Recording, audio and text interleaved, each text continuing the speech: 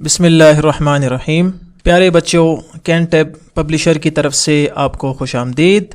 प्यारे बच्चों, क्लास 1 की उर्दू की किताब में जो किताबें आपके पास होना ज़रूरी हैं वो मैं आपको बता देता हूँ।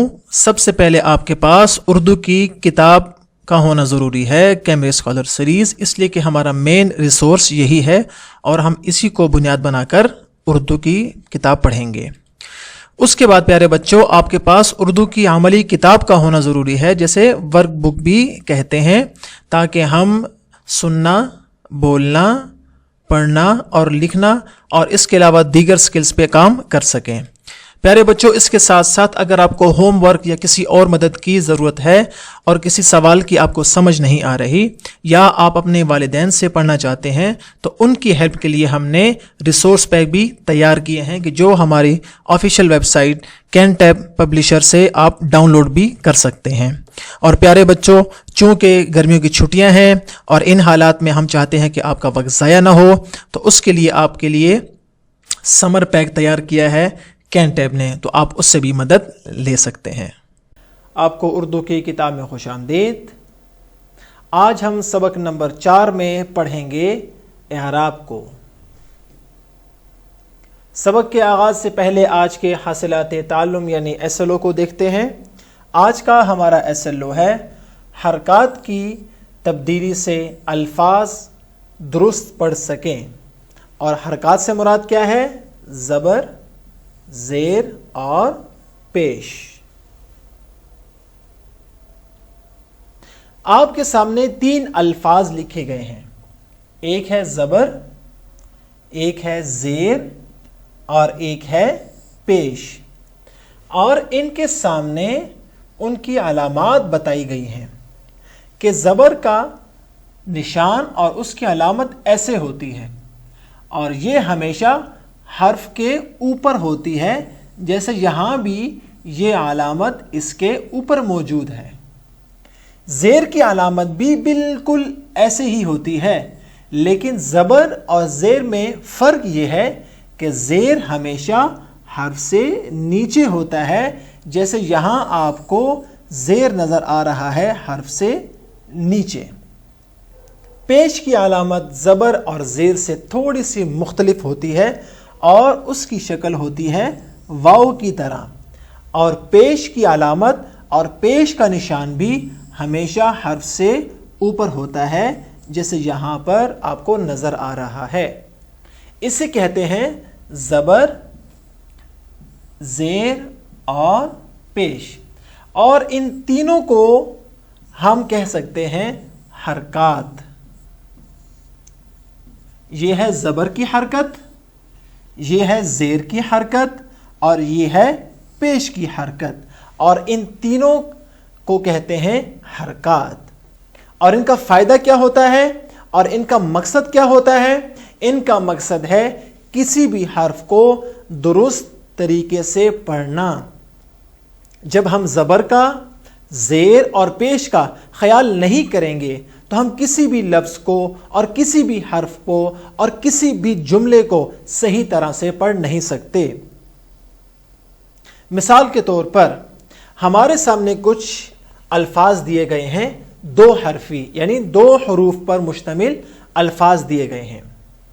सबसे पहली वाली लाइन में वो 2 हरफी अल्फाज हैं जिन पर हमने ज़बर का निशान लगाना है, और चलते हैं इन पर ज़बर की अलामत और निशान लगाते हैं और देखते हैं कि ज़बर से इन अल्फाज की आवाज़ में क्या तब्दीली आती है और हम ये अल्फाज कैसे पढ़ सकते हैं। सबसे पहली मिसाल में तो ज़बर मौजूद है रब, उसके बाद फल, सब, सीन पर ज़बर का निशान, बस और दम। इसी से हम एक और बात समझते हैं, इसी दम, दाल और मीम, अगर हम इस दाल पर पेश की अलामत लगाएं तो ये बन जाएगा दुम। तो आपने देखा कि दम और दुम में फ़र्क कैसे पड़ा? ये पड़ा पेश से और ज़बर से। زبر کی وجہ سے اس کی آواز اور ہوتی ہے اور پیش کی وجہ سے اس کی آواز اور ہو جاتی ہے۔ دوسری لائن میں ہم نے زیر کا استعمال کرنا ہے، جیسے اک میں الف کے نیچے آپ کو زیر نظر آ رہا ہے، دن دال کے نیچے زیر، جس جیم کے نیچے زیر کا استعمال کریں گے تو یہ ہو جائے گا جن۔ جیم کے نیچے اگر زیر کا استعمال کریں گے تو یہ ہو جائے گا جس۔ اگلی مثال میں جب ہم جیم کے نیچے زیر لگائیں گے تو یہ بن جائے گا جن، اور اگلی مثال میں کاف کے نیچے زیر کے استعمال سے یہ بن جائے گا کس۔ اگلی لائن میں ہم نے 2 حرفی الفاظ پر اعراب لگانا ہے، اور کون سا؟ پیش لگانا ہے، جیسے رک۔ الف پہ پیش لگائیں گے تو یہ بن جائے گا اٹھ۔ گاف پر اگر پیش لگائیں گے تو یہ بن جائے گا گڑ۔ تے پہ اگر ہم پیش کا نشان لگائیں گے تو یہ بن جائے گا تم، اور الف پر پیش کے نشان سے یہ بن جائے گا اڑ۔ تو پہلی لائن میں ہم نے زبر کا، دوسری لائن میں ہم نے زیر کا، اور تیسری لائن میں ہم نے پیش کا استعمال کیا۔ اب اس کے بعد ہم چلتے ہیں 3 حرفی الفاظ پر اعراب لگانے کی جانب۔ اس سے پہلے ہم نے 2 حرفی یعنی 2 حروف پر مشتمل الفاظ پر زبر، زیر اور پیش کا استعمال کیا۔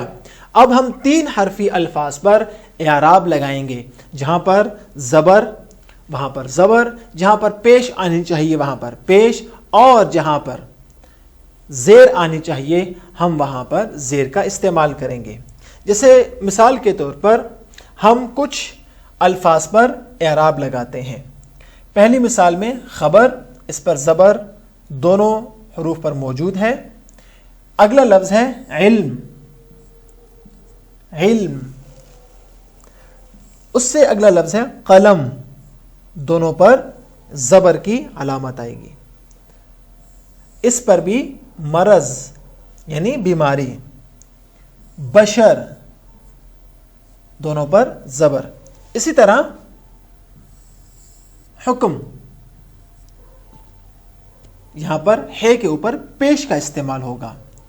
ذکر، دال کے نیچے زیر کا استعمال ہوگا۔ اسی طرح عمل میں دونوں پر زبر کا، شکل پہ دونوں پر زبر کا استعمال ہوگا۔ ثمر میں سے اور میم دونوں پر زبر کا استعمال ہوگا۔ اسی طرح باقی الفاظ جو بچ گئے ہیں آپ نے ان پر اسی طرح زبر، زیر اور پیش کا استعمال کرنا ہے۔ اب چلتے ہیں گھر کے کام کی طرف۔ جیسا کہ آپ نے ان سے پہلے 2 حرفی الفاظ پر اور 3 حرفی الفاظ پر زبر، زیر، پیش یعنی اعراب لگانا سیکھے، اب آپ کے سامنے 4 حرفی الفاظ موجود ہیں جن پر آپ نے اعراب لگانے ہیں، جیسے سورج پر پیش اور رے پر زبر کا استعمال۔ اسی طرح فقیر، فے پہ زبر اور کاف کے نیچے زیر کا استعمال ہوگا۔ دولت، دال پر زبر اور لام پر بھی زبر کا استعمال ہوگا۔ اسی طرح چاند، دنیا، دوست، لڑکا، سجدہ، تحفہ، برکت، محنت، قسمت، بچہ، سردی، کتا، ان تمام حروف کو آپ نے غور سے پڑھنا ہے اور ان پر آپ نے زبر، زیر اور پیش لگانا ہے۔ آپ کی آسانی کے لیے یہ الفاظ میں نے آپ کے سامنے بول بھی دیے ہیں تاکہ آپ کو کچھ نہ کچھ مدد مل سکے۔ یہ تھا ہمارا آج کا سبق۔ مجھے امید ہے کہ آپ نے اعراب کو اچھی طرح سیکھا ہوگا، زبر، زیر اور پیش کی پہچان آپ نے کر لی ہوگی، اور گھر کے کام کے لیے آپ بالکل تیار ہیں۔ اگلے سبق میں پھر ملاقات ہوگی۔ اللہ حافظ۔